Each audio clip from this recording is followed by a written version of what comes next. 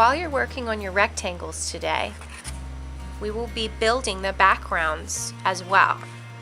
The backgrounds on here are these white printed lines on the black paper. It's not going to take the whole class, so I will be calling you to the center two tables to make your print. And while you're waiting and after you're done, you will go back to your seat and finish doing your rectangles. The first thing you need to do when you get your black paper is to write your name on the back and flip it over. At the tables, there is trays with a long strip of white paint and cardboard rectangles. We are not rubbing the rectangles, we are dipping. So I'm dipping one edge of the rectangle all the way down. I might have to move it up and down a little bit to make sure I get the whole thing dipped in paint. And then I will pick a place to put the line, touch it to the paper, and lift it back up. I'll go back, pick up some more paint, and print another line somewhere else.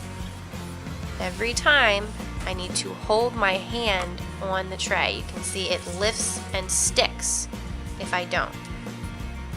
Dipping.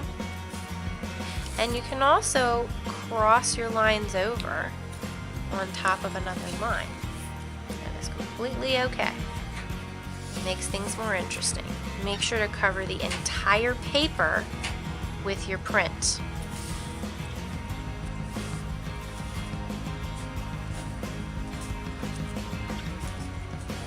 And you can turn your paper, rotate it.